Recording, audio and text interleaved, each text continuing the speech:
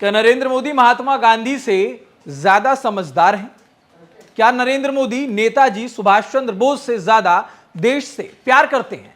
और क्या वो रविंद्रनाथ टैगोर से भी ज्यादा बुद्धिमान हैं?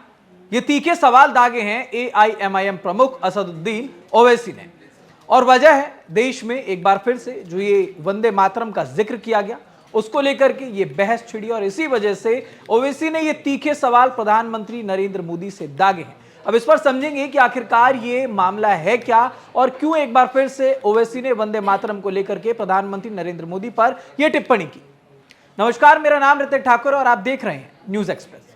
हैदराबाद में एक जनसभा को संबोधित करते वक्त असदुद्दीन ओवैसी ने केंद्र सरकार और बीजेपी पर सीधा हमला बोला।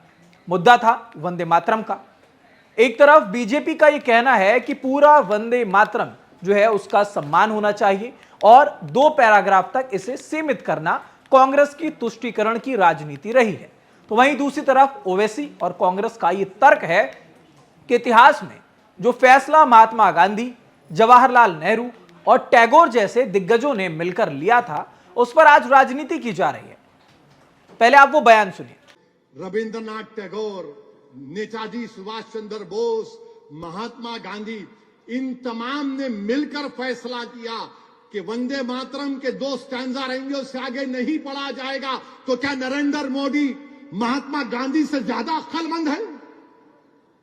क्या नरेंद्र मोदी नेताजी सुभाष चंद्र बोस से ज्यादा इस देश का मोहब्बत करने वाला है? क्या नरेंद्र मोदी में इतनी इंटेलेक्चुअल कैपेसिटी है कि रविंद्रनाथ टैगोर के पास थी? इन लोगों ने फैसला लिया, मगर आप कह रहे नहीं, आपने कानून बना दिया।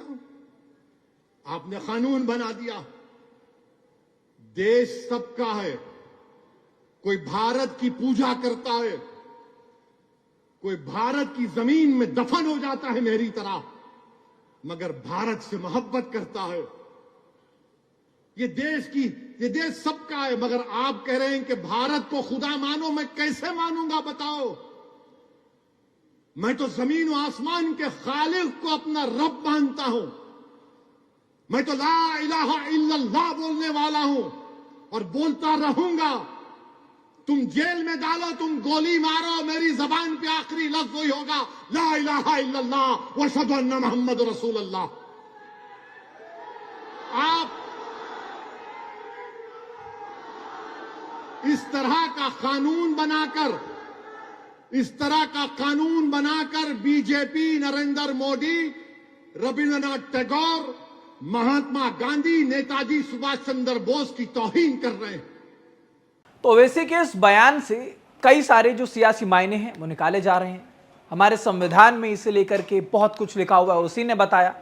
लेकिन सबसे पहले बात करते हैं असदुद्दीन ओवैसी के उस बयान की, जिसमें उन्होंने मंच से साफ तौर पर महात्मा गांधी, रविंद्रनाथ टैगोर और सुभाष चंद्र बोस जैसे नेताओं के साथ प्रधानमंत्री नरेंद्र मोदी की तुलना की है।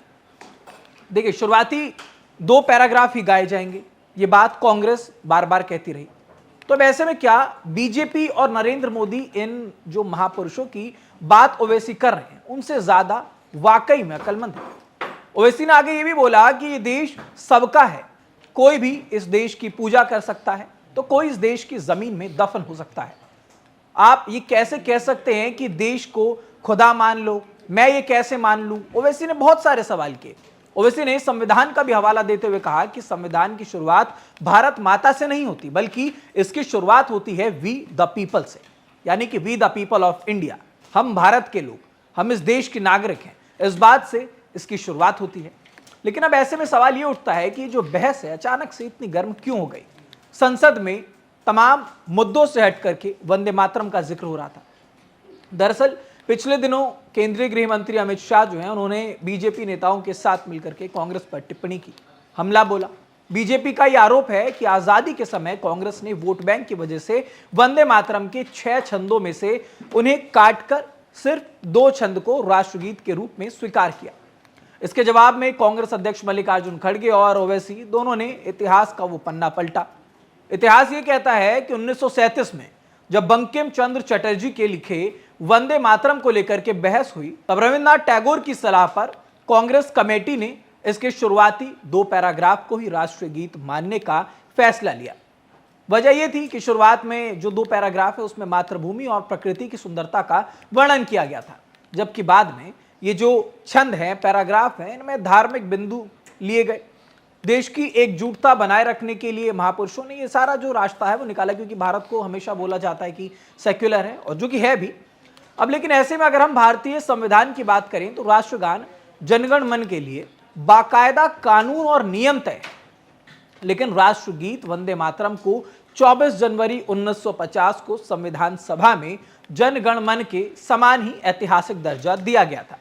लेकिन संविधान में किसी भी नागरिक पर इसे जबरन गाने या किसी खास धार्मिक तरीके से देश की पूजा करने का कानून नहीं बनाया गया, और यही वजह है कि ओवैसी कह रहे हैं कि सरकार कानून बनाकर इतिहास और संविधान दोनों को चुनौती दे रही है।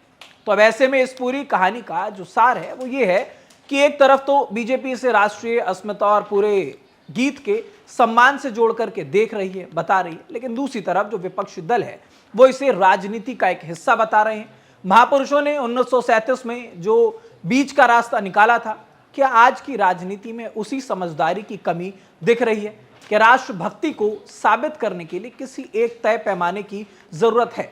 फिलहाल इस खबर पर आप क्या सोचते हैं, हमें कमेंट बॉक्स में जरूर बताइएगा। देश दुनिया से जुड़ी तमाम खबरों के लिए देखते रहिए न्यूज़ एक्सप्रेस।